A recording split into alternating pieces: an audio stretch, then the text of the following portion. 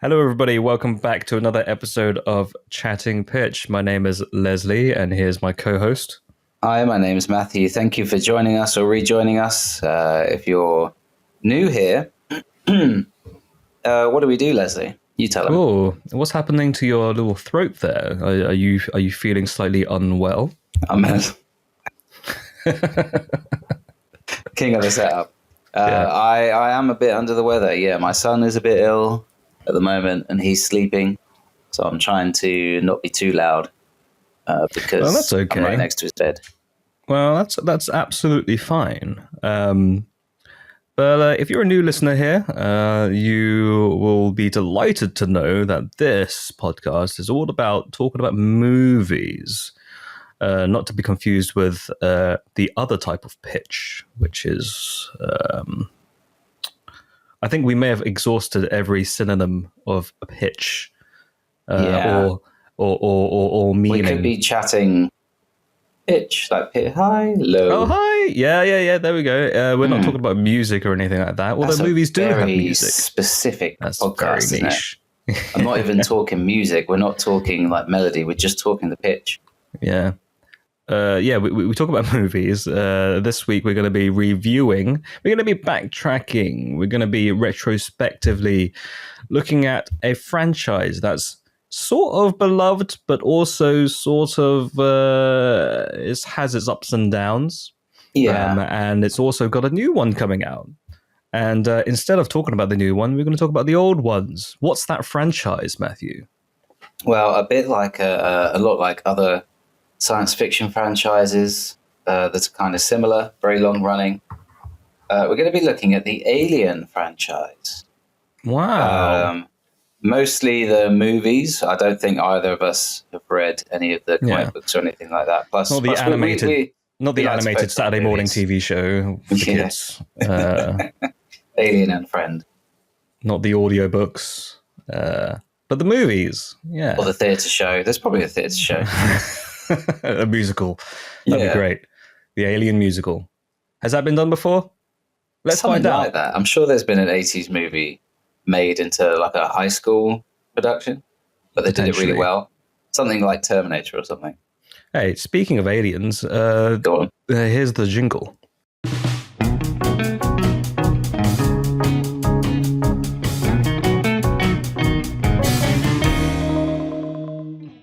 And there was the jingle. So, Matthew, tell me, how old were you when you first watched Aliens? Late teens, I think. Mid-teens. 15, 16, I reckon. And would you say that you were of age at the time? Because I think Aliens were, or Alien, and most Aliens were rated 18, if not 15. Yeah, right? I think I was, I enjoyed it. I think I was a good age. What age were you, Leslie? Oh, I'm glad you asked. I was probably 15 years younger than how I should have been to watch. The first one that I was actually exposed to was the sequel, Aliens. And I thought that was actually the first one at the time. I had no prior knowledge that there was an Alien before that. Because you were only 3 years old, you didn't really have any concept of how franchise would work. No.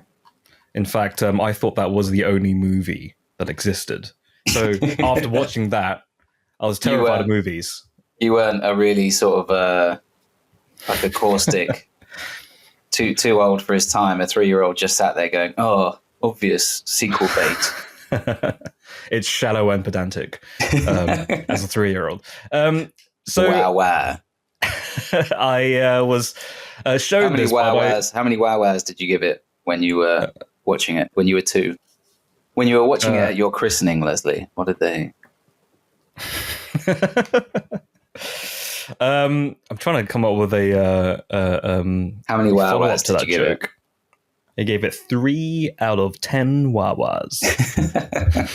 Wah, wah, wah. Wah, daddy. Yeah. What would a 10 wahs be? I suppose it'd just be louder, wouldn't it? Although that would mean that the baby is more upset. So I'm not sure how this rating system's going to work. Well, thank goodness we've got a better rating system. We'll talk about that later. Exactly. But yeah, Leslie, you've talked very briefly about your experiences with Alien before. So I was way too young to be exposed to that franchise, but when I was younger, I was shown Aliens, and it traumatized me. And then subsequently, the person that showed me that thought I liked it, so they asked me if I wanted to watch Alien 3, and then I didn't want to watch it. But you were only 1.5, so... to this day, I still haven't watched Alien 3, but not because I'm still traumatized by it. I just haven't gotten around to it. However, I think maybe a few years later, I was shown Alien Resurrection by the same person that thought I liked Aliens. And then I ended up watching Alien Resurrection, and that really made it worse. So I didn't touch the franchise for a very long time after that. I must have been... When did Alien Resurrection come out? Let's have a look. That came out... let's see. Alien... I think it was 1997. Yeah, so I was about 7 years old. So that's still too young. That's still too young for any of them. Yeah. So I mean, 3 is young enough, but 7, like, yeah, that takes in the the labour ward as you were born is rather fitting. So anyone who's heard Leslie's previous tales about watching movies with a certain member of his family might have already guessed. Was it your dad that showed you? It was my father.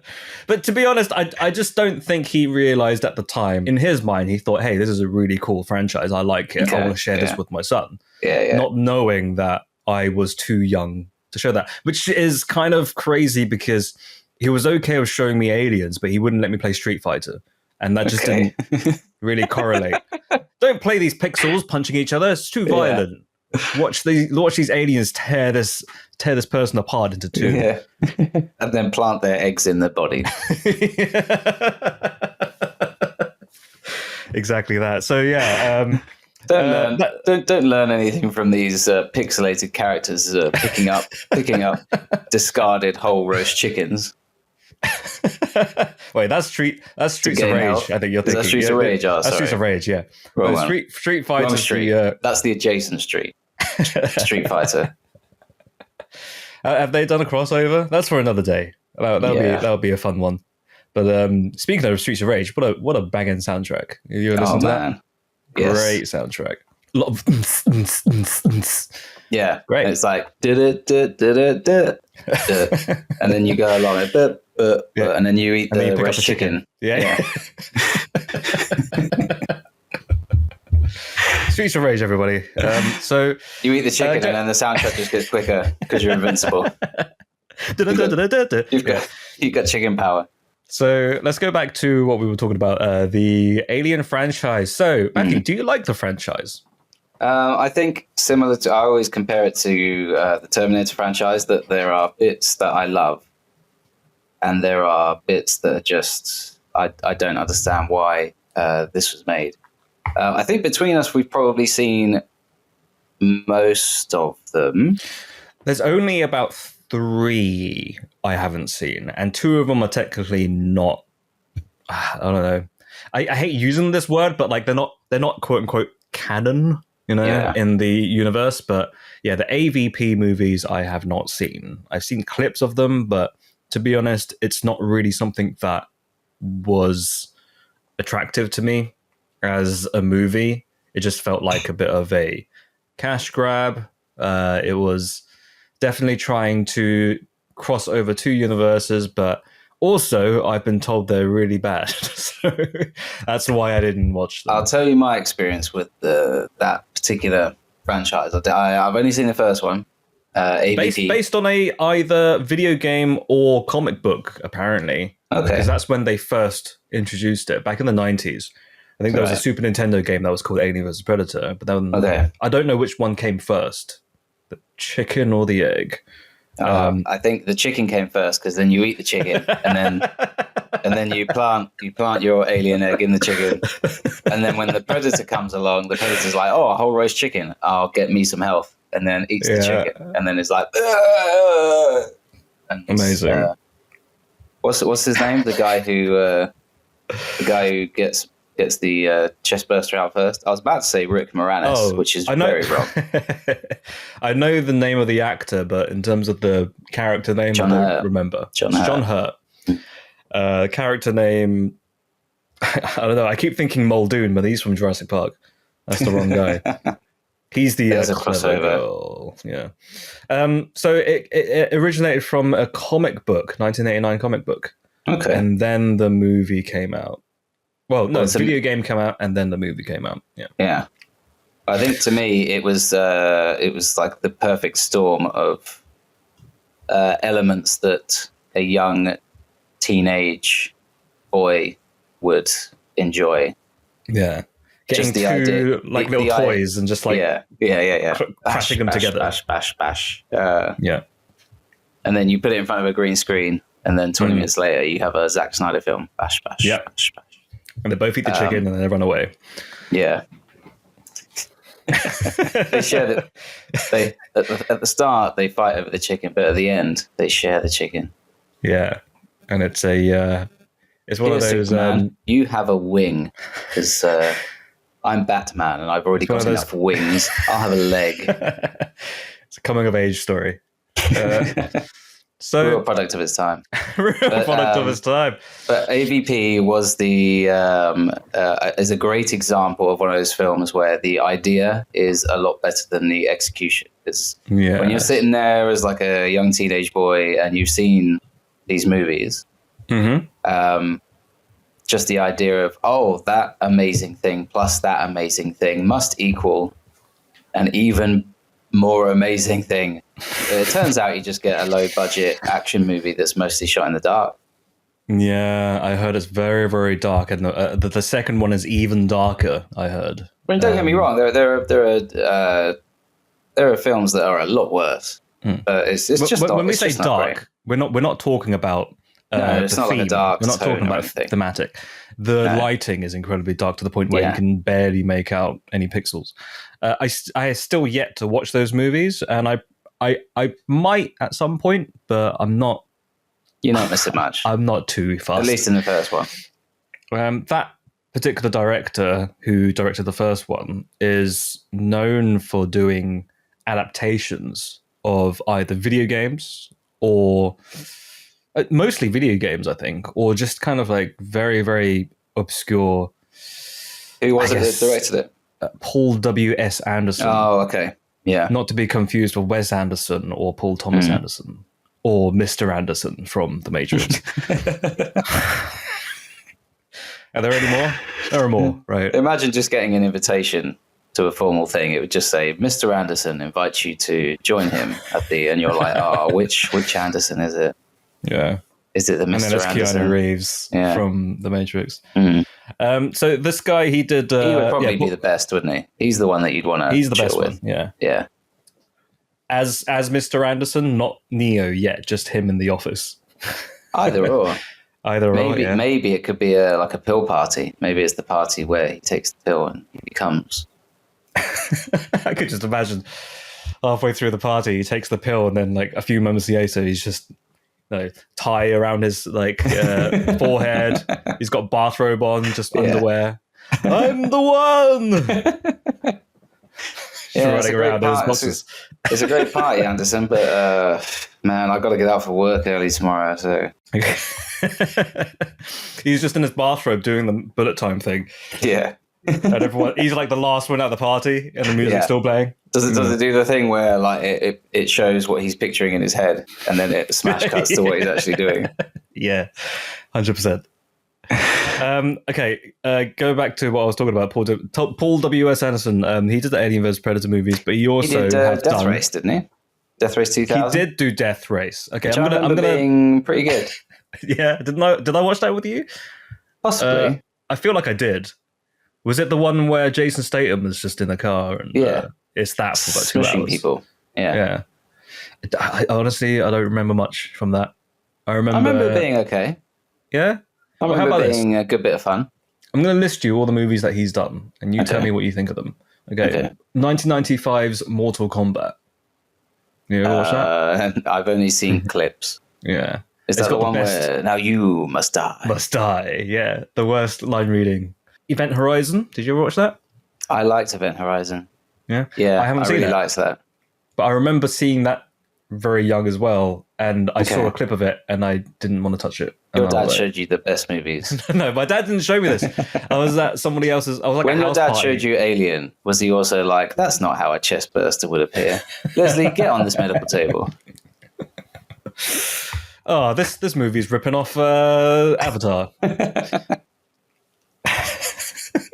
So he's also did. Did you ever watch Soldier? The one with, I think. Is that I wanna Dolph say- Lundgren? Is it Dolph Lundgren? No, it's Kurt Russell. Kurt Russell. I No, think it didn't. was the No. spin-off of Blade Runner, Okay. where Paul W.S. Anderson decided to expand the franchise. I want to say it's Blade Runner. Isn't it Blade Runner? Yeah, it is. I think it's a spin-off of the Philip K. Dick novel, but nothing to do with the actual Ridley Scott movie. But it's within the same universe. Anyway, yeah, he did all the Resident Evil movies. Yeah. Those perfect movies, especially the one in 3D. He did Pompeii. Did you ever watch that one? Yeah. I reviewed Pompeii. I never saw it. But you know what I did not 2 years ago? I remember me and my partner was on a bus to Pompeii. And then I just said to her, did you ever see that movie, Pompeii? And then she was like, no. I was like, I wonder what that was like. And as we were driving, like in the bus, going towards Pompeii, we just loaded up the clip. And it was just the eruption and everything. Yeah, it's very much like a... Needless to say, it kind of ruined our trip because I was like, oh no. I really hope this doesn't happen. But no, yeah, going back to the movie, did you enjoy it? It was decent. It was in the Roland. It was in the Roland Emmerich. Yeah. Although I would say without some of the things that annoy me about Roland Emmerich. What annoys you about Roland Emmerich? Is just the big crash bang wallop video. Just crash bang wallop. A lot of the stuff you know what's going to happen. Yeah. Well, it's the classic rise and fall story, isn't it? The rise of the the rise of the boulder, and then the fall of the boulder. The fall of the rise of the moon, and then the fall of the moon. We've gone on a massive tangent. Let's go back to the aliens. Okay, so why don't we go through each alien and you tell me what you think. So I recently rewatched the first Alien. Oh, so did I. Not because of this podcast episode. I think it was yesterday. You mentioned. No, we wouldn't dare put work into this. So I'm surprised I even have a microphone. Incidentally, I did rewatch it last week, and I think it still holds up. It's a pretty solid movie. Give me your thoughts. I think I agree with some of the reviews that say under the surface it is just a it's like a haunted house movie. Yeah. It was Jaws in space at the time. I think that's what they labeled it as, right? It's a really damn good one. I guess. Yeah, there are elements that are the same. Creature feature. And the way that the alien walks around going da-dum, da-dum. But then they changed it because he's more relaxed, isn't he? The xenomorph, so it's more just like dum da da da dum da dum da dum. I don't know if you've seen. Ridley Scott likes to have different cuts of his films, so a lot of people have only seen the director's cut where they cut that bit out. But if you watch the original, you can hear the xenomorph every time it wanders around. You could just hear it dum da dum da dum da dum da dum da dum. It was actually the actor doing that, but they just left it in the. Yeah, they left it in because it's part of the performance. It's in the original script. If you pay for a copy of the original script, you can see it in there. Xenomorph, open brackets, under breath, close brackets, dum, da, dum, da, dum, da, dum. And that builds up the tension where you can hear it getting louder. Dum, da, dum, da, dum, da, dum, da, dum, da, dum. But then when Ridley Scott got rid of it, they had to have that thing where they had the scanner, didn't they? Like the movement monitor thing. Yes. Yeah. And that was put in just because they got rid of the dum da dum da dum da dum. If anyone with the skill to do it is out there, could you please just send? Oh, that's not happening. Send just on the off chance. If you could send our way to Chatting Pitch, maybe the YouTube channel or something. Just send us an edit of the Alien film, but just with. You can tweet us, you can Instagram us, you can do all that sort of stuff. You can email us even if you wanted to. Okay, so I think, in all seriousness, very, very great example of that sort of film. Yes, it is just a haunted house movie, but it's very, very well made. I like how tactile it is.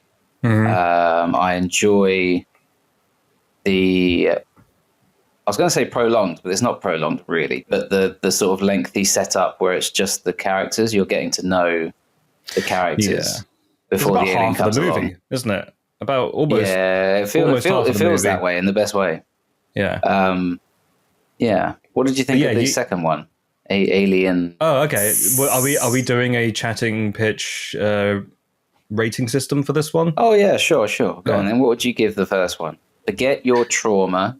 Is it the sort of trauma where you cover your bedroom in like alien posters and merchandise, but you're terrified to go to sleep at night? Is it that sort of relationship? No, it's the kind of trauma where I have nightmares and reoccurring nightmares. For the most part of my childhood, I had reoccurring nightmare of an alien hiding underneath Rick Moranis with a chest burster. You know what's really interesting as well? Sorry, you sidetracked me with Rick Moranis. So I need the alien burst out of my chest. Go on. What's interesting was my dad showed me Aliens when I was a kid. He bought me Alien 3 on the Sega Mega Drive to play, and then didn't let me play Street Fighter. And then I think retroactively he said, "Oh, actually, I think Alien 3 might be too violent for you." But by then you completed it. He revoked it and gave it to somebody else and said, "You can't play this anymore." Yeah. So he backtracked. Not even a case of like, "I'm going to put this away until you're older." It was a case of, "I'm going to give this to someone else in front of you." I think what may have happened was my mum noticed that I was traumatized by the aliens and had a word with him. He was like, "Oh yeah. No, honey, yeah, you might be right." I said this to you before, I really like the idea of you as like a really young boy, like 3 or 4, just sat there with your eyes wide open, just like shaking and not able to speak. And your dad's reaction is like, "Oh, he can't take his eyes off it. Look, he's shaking with excitement. Look at him. He's loving it." Anyway, moving on. In terms of the rating, I think Alien... I don't think I'll give it a full Chatting Pitch just because I do feel like you have to be in the right frame of mind to watch this movie. It's quite a slow burn for a lot of it. The pacing is... I hate to use the phrase "a product of its time," but I do feel like... It really is. A movie made in the 1970s, if you compare that to a modern film, it is kind of slow, isn't it? Yeah. But not saying that is a bad thing. It's just personally, I would have liked it to be a little bit pacier. I think as much as I love the dialogue, some of it does feel quite scripted.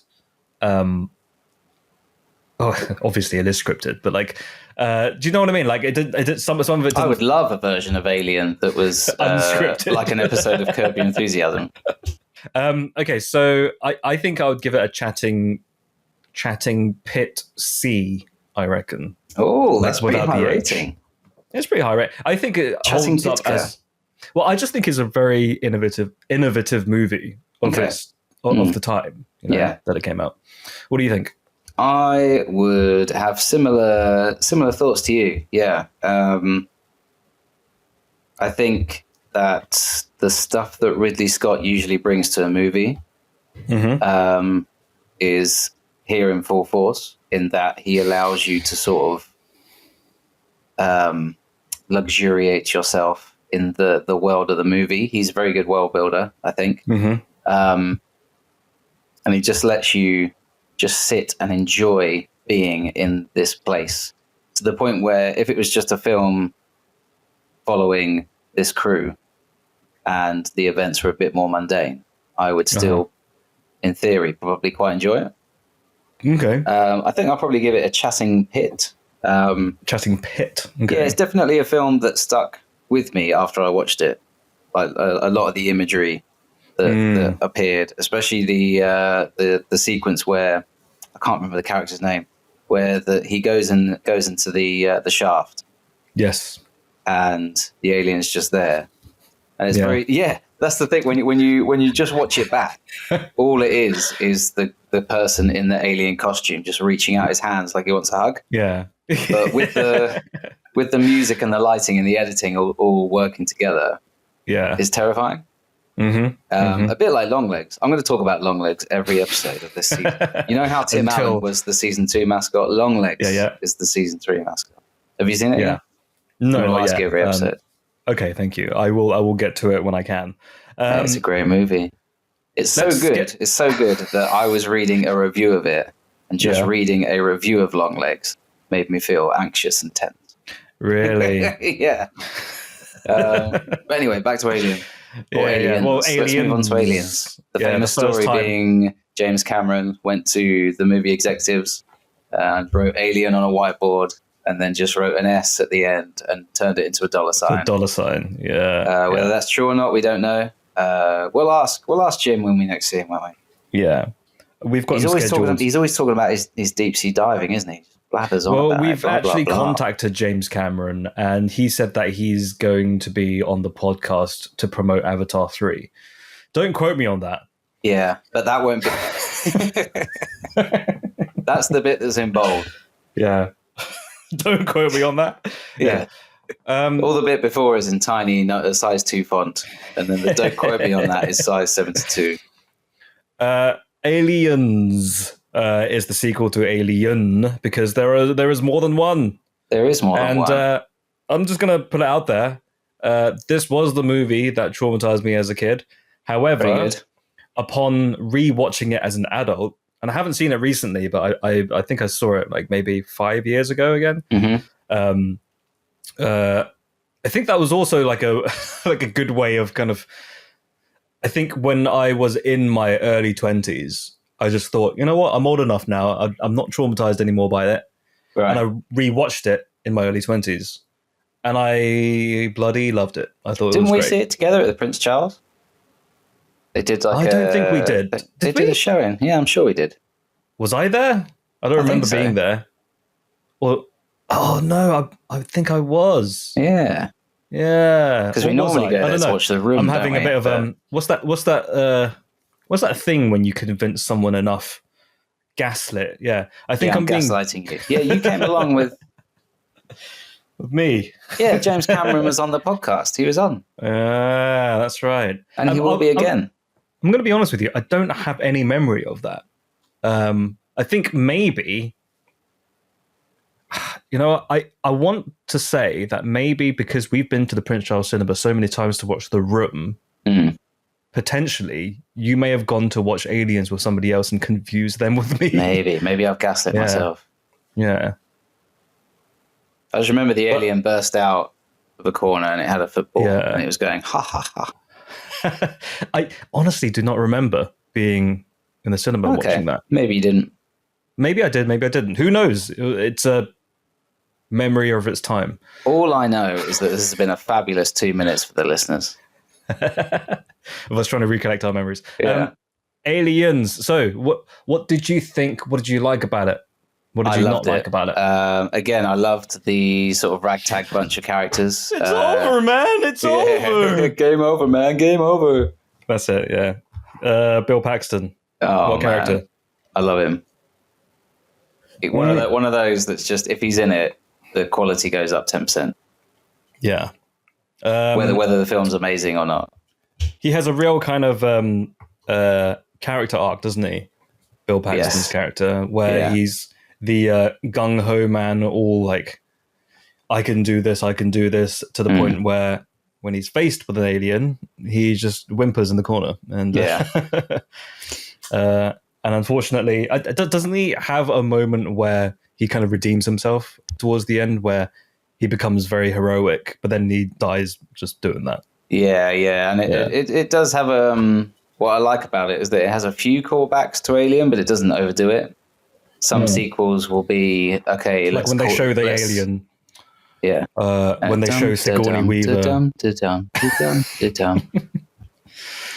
Game over, man. Game over. Game over, man. I love Rick the way Moranis is back as well. Yeah. Eating the roast chicken. So the aliens. So I think this is more of an action movie as opposed to a tense sci-fi horror. This one, coming from Jim Cameron and his background of being a Terminator director. Was this before or after Terminator 2? I think it was before, right? I think it was before. It went Terminator 1. No, sorry. It went Piranha 2, Terminator 1, and then Aliens, and then Terminator 2, right? Did I get that right? Possibly. I think so. Terminator 2 was early 90s, I think. Maybe 91. Yes. So but whatever it is, he's an action guy.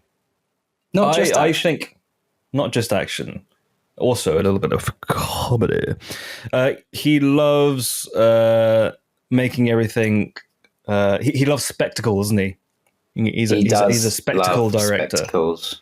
And what more of a spectacle than an alien that is 10 times as big as the original Alien? And they parodied that, didn't they, in Futurama with the Slurm guy? Oh, yeah. Do you remember that? Yeah, they did, didn't they? Yeah. The Slurm Queen. Yeah. The Slurm Queen. I like that episode. Yeah. We go, wow, wazzle. I'm going to go lie down. What would you give Aliens in terms of rating? Probably a chatting pie for me. So still really good. Not as good as the first one. I like the fact that the first one is just essentially a slasher film. Yeah. As I said, the second one might be in the drill box. Sorry, my wife's just walked in the room and she's doing some DIY because I'm not a real man. So she does all the DIY. Mm-hmm. Listeners, what do you do? As a real man, as a not real man, what do you do? As a real not man, I make a podcast. Yeah, there we go. I can only imagine the eyes that she gave you just now when you said that. She actually came up with the idea for this episode, so we have to thank her. Oh, amazing. She's also the Chatting Pitch lawyer in residence.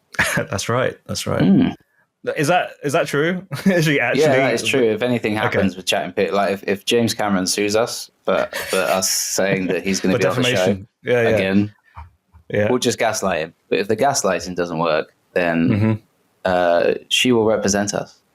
Perfect. So, and because she's my wife, I don't have to pay her anything. That's the law. That's what a real man does. So with Aliens, I want to give Aliens, I think I'm going to go with the same rating, Chatting Pit C, just because both of those films I have a familiar notion with, based on the years of trauma that I had. And then overcoming that trauma by doing, what's that therapy called where you surround yourself, lay its egg inside you, and then it bursts out of your chest, and then you're like, chicken. I think I'm okay now, and your therapist gives you a thumbs up, and then you die because it just burst out of your chest. So that's right. So I'm giving it a chitting. I'll give it a chatting pit C. Moving on. Okay. Alien 3. Alien 3 I have seen. The most memorable thing is that there's a scene where they play basketball and Ron Perlman is there. No, that's the wrong one. That's Alien 4. Is that Alien 4? Man, which one did I watch? Alien 3 is the one in prison, directed by David Fincher. I'm sure I saw that one. Sigourney Weaver is bald. She shaved her head for it. Maybe I have seen 3 and 4. Yeah, so Alien 3, like, despite the fact that I haven't seen it, I've seen many clips of it. I know that the android from Aliens, Bishop, he comes back as half an android and also a human being at the end. That may or may not be an android. Is a bit of a I've watched many videos about it, but yeah, there's this one is famously has production hell according to David Fincher, and he hated a lot working of on interference. this. Yeah, originally the movie was supposed to be set on a wooden planet with monks, but 20th Century Fox said, "How about it's set in 20th prison?" Century Fox said, "Are you mental? We can't make money off that." Yeah. I think. Well, what's the tagline supposed to be? In space, no one can hear you chant. What are we supposed to do? And David Fincher was like, "Space, no one can hear you. No one can hear you meditate." Yeah. And David Fincher was like, "Trust me, I'm David Fincher. I'm going to make Gone Girl and Seven." And they were like, Right. "Look, we can't see into the future because we're executives, but also we can see into the future because we're executives, and we will know that this isn't going to make us any money." Was this his first movie?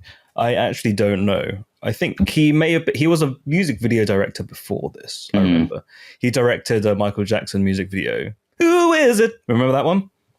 Which one? Is a friend of mine. Who is it? Not ringing any bells. Can you? Oh, do you want me to keep going? Yeah, please. Wait, stop. My wife's just said we're going to get sued if we do anymore. So. Okay, so Alien 3, he directed that in,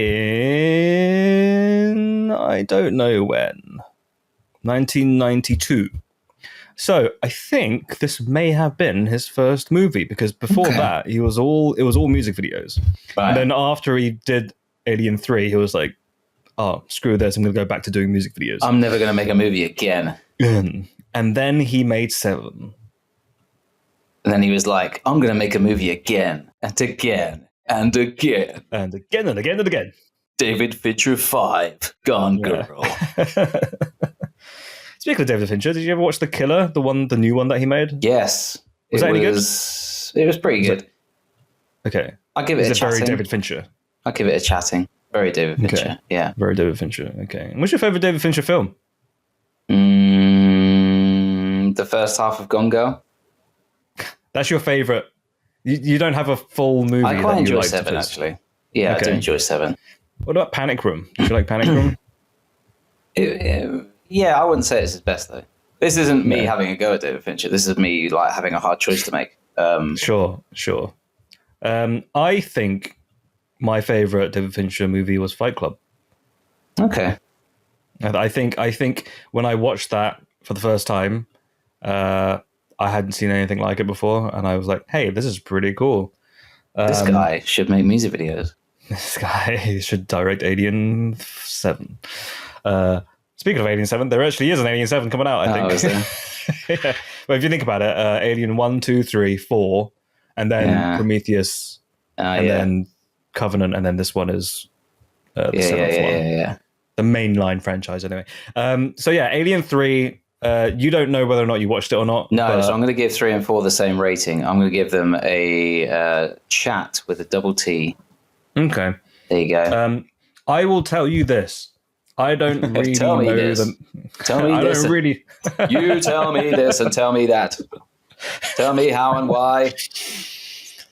For someone who's partially ill, tell me how and why. Still have the energy to do Mayor Quimby. If anyone asks me to do a bad impression of any American president, my energy levels jump up tenfold. Okay. Well, I'm not going to get you to do Richard Nixon because we don't have time for that. It's bursting out of me. Oh, no, he's done it. Very good. Tied into the franchise. So Alien 4... Alien 3, I haven't seen it, so I couldn't give it a rating. However, the Sega Mega Drive video game of Alien 3 has sounds like a really bad ad, doesn't it? Let me tell you about the Sega Mega Drive. Let me tell you. It has a triple clean action that can get any dirt off of stains on your clothes just like that. And it has an LCD screen on every blade. Yeah. Alien 3. So the video game, I I played it. It was very difficult, by the way. I couldn't get past the second level. But Was it what I made will in say, that time period where they intentionally made games difficult? So that Potentially. people who went out and rented them. This was definitely a thing with Disney video game, where they would be near impossible. So that if you were someone who rented video games, you would either be forced to keep renting it or you would have to buy it yeah, to have it long enough to actually complete it. at Blockbuster or Yeah, Game, Blockbuster, old whatever. school. What was the other one? There was like Game Station, wasn't it? I Something think like Game that. Station was part of Blockbuster, and then you went in there to rent the games. And then you'd be like, "Oh, I wonder what other movies are around here that I could rent." Taking of Pelham 123. Oh, that sounds like my kind of jam. Driving Miss Daisy. That's what I'm here for. Alien, Driving Miss Daisy in Alien 3 on the Sega Mega Drive, please. I just want to say one more thing before we move on to the next Alien, and it's the fact that if you haven't listened to the specifically Sega Mega Drive Alien 3 soundtrack, very good soundtrack. It has nothing to do with the original soundtrack, but it's just great. I wish I could play some of it to you. Any listeners out there, listen to the Alien 3 soundtrack from the Sega Mega Drive. Don't listen to the Super Nintendo one. The Sega Mega Drive one has the best soundtrack. Okay. I'll do a little impression of the soundtrack for you. It goes...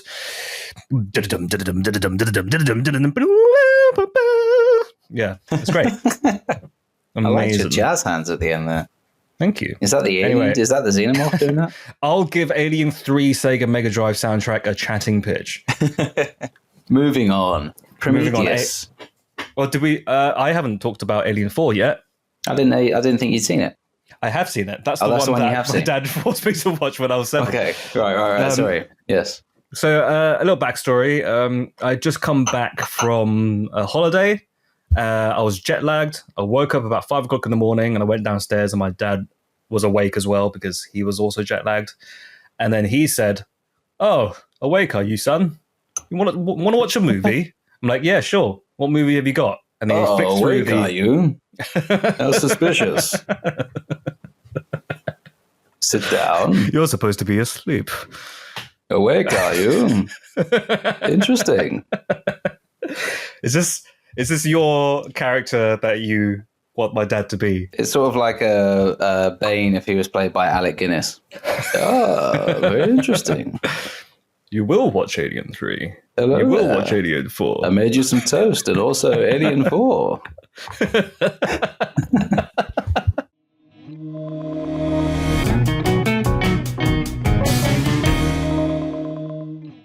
Okay, so Alien 4, or as well, it's called Alien Resurrection. That's what they that was the beginning of not putting numbers next to movies, I think, where they started making it so that it seemed like a different thing.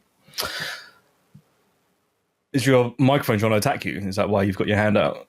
No, I'm eating. Oh, okay. Um, So yeah, Alien 4, Alien Resurrection, that's the one with the basketball, where Sigourney Weaver threw the basketball over her head and it landed in one take, and Ron Perlman turns around and is like, "Ugh." in the way Apparently that he he almost always ruined is. the take. Yeah. That's how he was in Pacific Rim as well, wasn't he? He saw the big monster. He was like, Yeah. and then he There's also saw him Tim in- Allen, and he was like, and then Tim Allen was like, You know that? Yeah.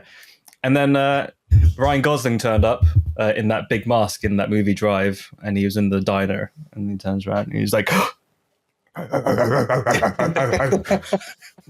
start humping his leg again. yeah, that's right. I'll be honest with you, Alien 4, there was one specific moment in the movie that terrified me. And it was the whole... Starring Ron Perlman. So there was one scene that really effed me up as a kid. And it was when Sigourney... well, I guess spoilers if anyone hasn't seen it, but it's been out for a very long time now. But yeah, so the scene I'm talking about is when Sigourney Weaver goes into this lab and there is a ton of alien clones, and there's one version of her just lying on some sort of medical table, or she's like an experiment, and she's basically just going, "Kill me." And that image of that version of Sigourney Weaver there, like, burnt into my brain. And as you're eating your toast, like, you were just mouth open, peanut butter dripping out. Yeah, and the toast is going, "Kill me." So for that reason, I'll give it a chat. Okay. Double T or single? I haven't actually. Yeah, that's right. I haven't actually seen it since then.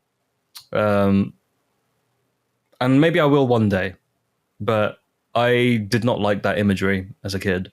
And I think I'll be okay now, but I still... Whew, mama, that was a scary image for me as a child. Okay. 7. I was 7. Anyway, moving on. I just wanted to eat my Cookie Crisp and golden nuggets in peace. Prometheus. Yes. Yes. This is when they... Ridley Scott came back and it was like, this isn't an Alien prequel. Turns out he was lying the whole time. Yeah. Megatron's not in this one. Turns out he was. Yeah. I actually re-watched clips of Prometheus the other day. I quite liked it for what it is. The only thing I didn't like about it was how much of an Alien prequel it became towards the end. Okay. And I felt like if the movie just carried on without it being anything to do with Alien, I think it would have been a solid movie. Like, I guess like a offshoot of the franchise. Like, it's set in its own story, but it's like a self-contained thing. But Ridley Scott just couldn't help himself. He had to like, cliffhanger it a little bit. And there were also those bits that. Sorry, go on. I didn't. No. I just felt like that was quite tacked on towards the end. Okay. I didn't like how it kind of was very sequel baity and it kind of set up for a next movie. That's what I didn't like about it. But for the most part, I thought it was a solid movie for most part. Some character choices and their actions were questionable, but he's very good at tension, Ridley Scott, when it comes to sci-fi horror. Anyway, yeah, that those are my thoughts. What do you think? When you talk about how it could have been its own separate thing, it does also, or it would help explain why certain characters acted in certain ways after being infected. Because there's that section where one person comes back as like this weird indestructible zombie thing. Yeah. Someone else comes back and their like head is between their ankles or something. They're all like yeah. And they're just crawling around. Crabman, yeah. And I'm sure if Ridley Scott ever heard this podcast, maybe when he's on the show again next week, he would tell us in no uncertain terms why we're wrong. But I just felt that section was a bit... It felt to me like someone said, we need a bit more action here because people will be bored. And for me, once again, a bit like the first Alien movie, I was very happy just sitting and watching this world happen. Again, we spent quite a lot of time with the crew, the ragtag crew, learning all about them. Where is Idris Elba's character from? We're not quite sure. I don't know why they couldn't have just stuck him with his usual accent. Yeah, why did they have to make him American? Who knows? Yeah. Why did they have to make Benedict Wong have an accent? Like, if you ever hear Benedict Wong have an interview, he's the most British sounding person. Right. Like, does he sound like how he is in 3 Body Problem? He's like a Manchester character, isn't he? Potentially, yeah, I think so. I think that's his real accent. Yeah. So why they gave him that accent in that movie was beyond me. And I guess, we need more Americans for the American market, but they're both very charming performers who could easily get away with their own accents.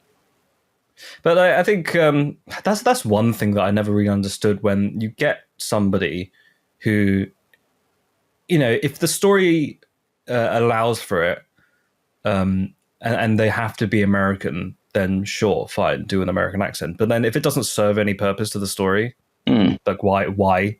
Is it a studio thing? Must be a studio thing, Maybe. Right? Yeah, because I've seen some characters do accents, and it's just like, this is not very convincing. If you made them do the original accent that they have, the story wouldn't have changed. It would have been the same movie, and your performance would have been probably a bit better. Yeah, and I'm not saying get Idris Elba just to throw in a bunch of like Cockney rhyming slang. As we're in Deep Barney. You know, you don't have to. I saw a funny video the story wouldn't change. I saw a funny video of Idris Elba's, I want to say daughter, posted on some sort of social media website. It was either Instagram or TikTok or something. But they were doing this challenge where, sorry, very sidetracked, but it's just because you mentioned Idris Elba. But they were doing this challenge where it's basically a prank. It's very, very stupid, where somebody does an impression of somebody. I don't know where it's from, but they're... You're going to have a field day with this. Okay. They go... So it's like a group of people, and in this sense, it was Idris Elba, I think his partner or wife, and then his daughter. And then they both do this impression, and then they cheer afterwards. But then the last person who does it, nobody cheers. Okay. And it's kind of like making it out as if... Oh, so it's like a two-hander prank. So it would be like if me and you decided, okay, we're going to do this thing where I'll cheer your impression and you'll applaud my impression. But then whoever we rope in, we're just going to be really cruel. Yeah. And then set them up to basically embarrass them. So the daughter decided to do it to Idris Elba.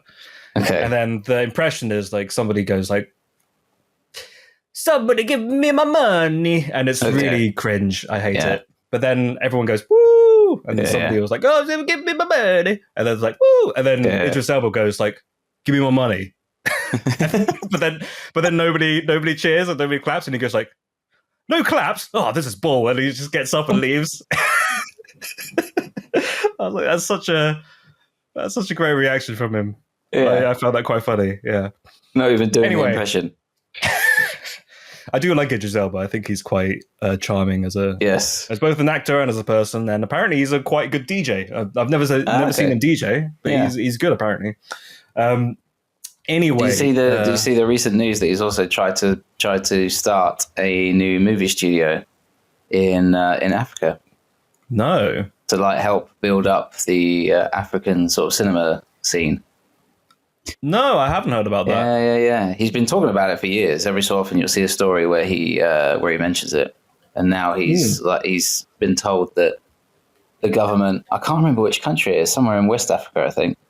Mm-hmm. They've given him permission to start making it. He wants to make like an African version of or African equivalent to Hollywood.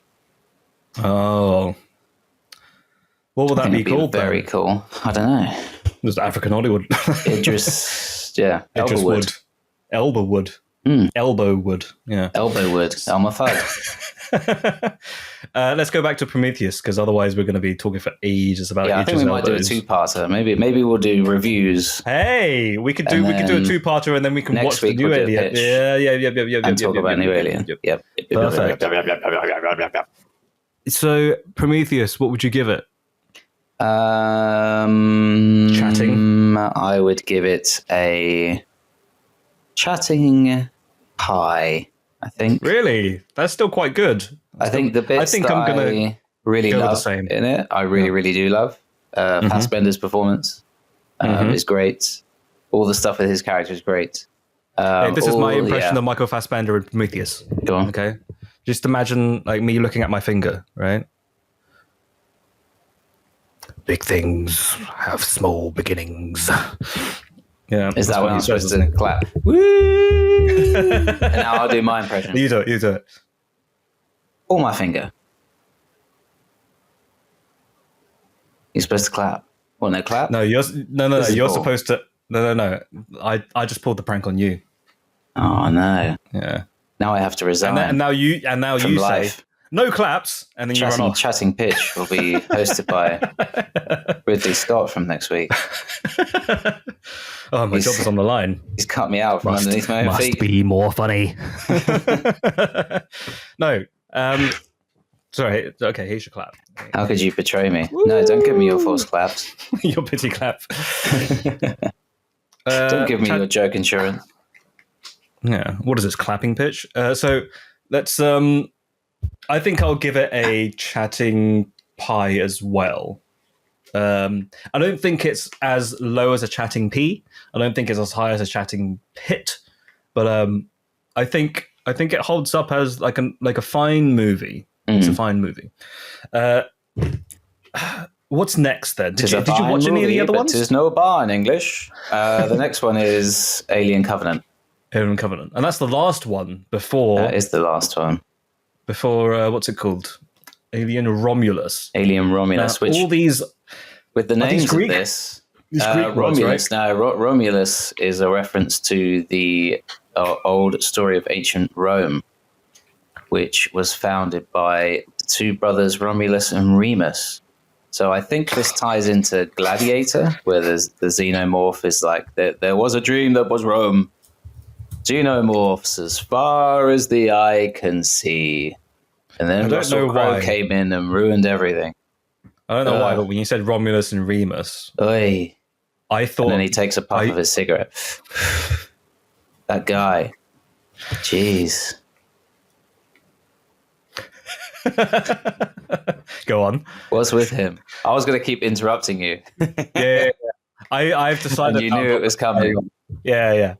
Because that's if anyone is You've taken away my power. Listener, everyone's a regular listener. They know that Matthew likes to continue on with a joke and not let me interject with anything else until the joke is done. But then, when there is an opportunity for him to interject one more time, he'll do it.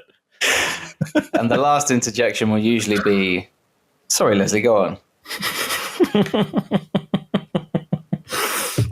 Yeah. So I feel like it's about to happen, but no, I promise it won't happen. Walking on eggshells here. So yeah, Alien Covenant. That is a movie that I recently watched for the first time. I hadn't watched it when it came out. It's been a good 5, maybe 6 years or something like that. And when did that come out? 2019, I think, or 2018. Alien Covenant. 2017, even longer. Oh, wowza. Yeah, so that's a good 7 years ago. And then we're going to get a new one. But yeah, Alien Covenant. It was okay. I think a lot of... It's not as bad as people made it out to be, I don't think. But there were a lot of silly choices from characters. Even sillier than Prometheus, I think. But it just felt very... Who directed this one? Was it? This was Ridley Scott. Ridley Scott. Okay. Yeah. One gripe that I have is that this is supposed to be a prequel to Alien, and I guess because it was a movie that was done in the 70s versus a movie that was done in the late 2010s, the xenomorph just was uncharacteristically rabid. You know, it just felt. He felt so erratic, and obviously he was all CGI, but, you know, he just seemed so different to the original Alien. Because the original ones was because of the limitations, I guess.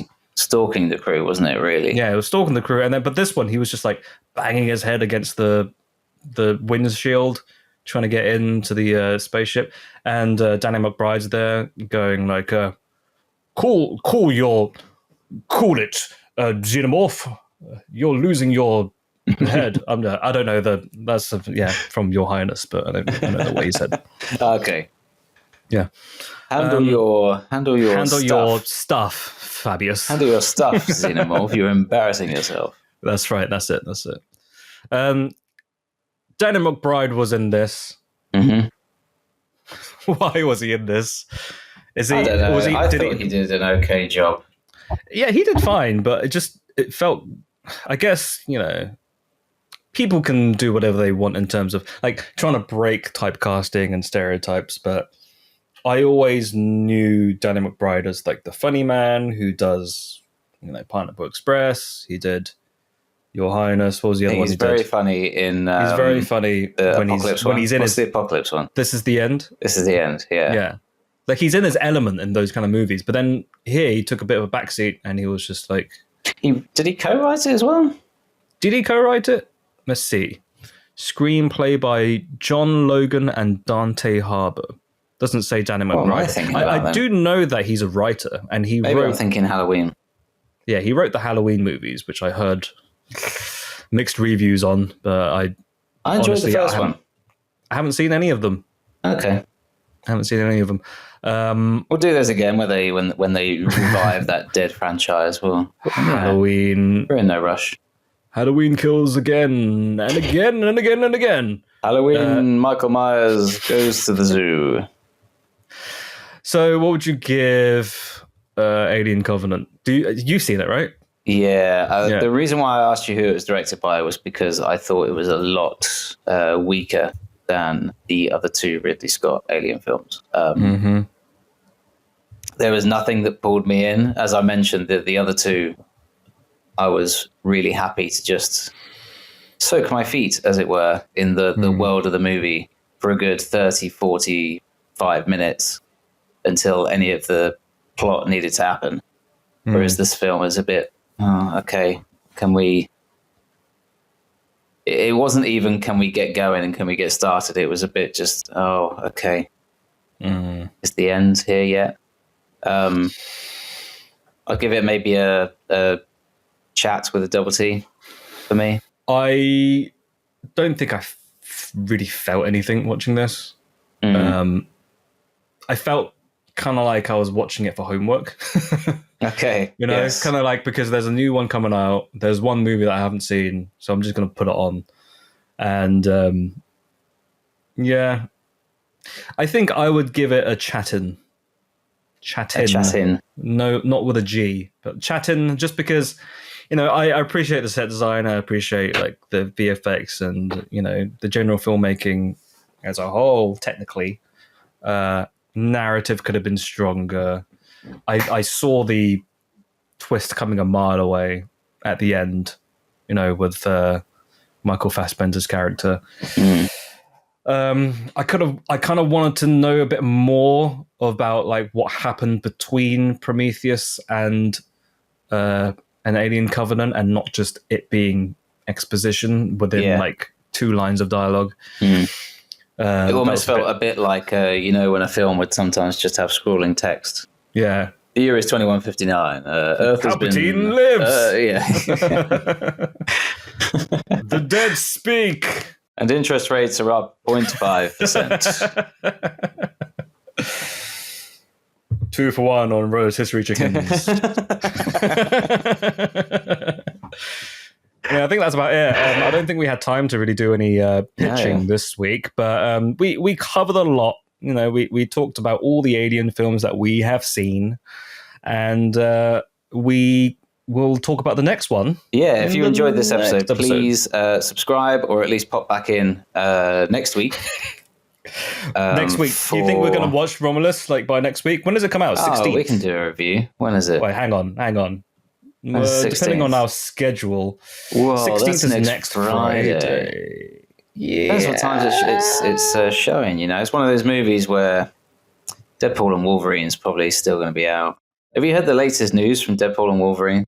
Yeah, it's reached 900 million. No, not about its money. Just another bit of stupidity. Another bit of completely missing the point.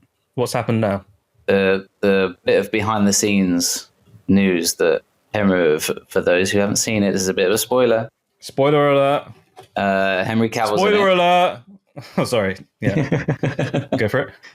Henry Cavill's in it, isn't he? Yeah. Turns up in a cameo as the Cavalrine, or whatever they call him. And there was a story the other day that Henry Cavill said that he went around the entire day smoking a Logan cigar just for 8 hours continuously. And I just think, what a stupid story. In whatever form it actually takes, that is a stupid story. Either it actually happened for real, and Henry Cavill went around for 8 hours smoking a cigar. And then the part of the story was, and then he rang up director Sean Levy and talked about how he was sick to his stomach. Yeah, of course you were, you idiot. He smoked a cigar for 8 hours continuously. Was this The Onion by any chance, or Clickhole? Yeah, or it's something that they insisted that Henry Cavill do, in which case, again, stupid. What would be the point? Or it was a made-up story, and the press have just lapped it up because it's, this will fill some space. This is kind of funny. I think Cavill maybe smokes a cigar for 8 hours. If that's the case, still a stupid story. What's the point? Is this news?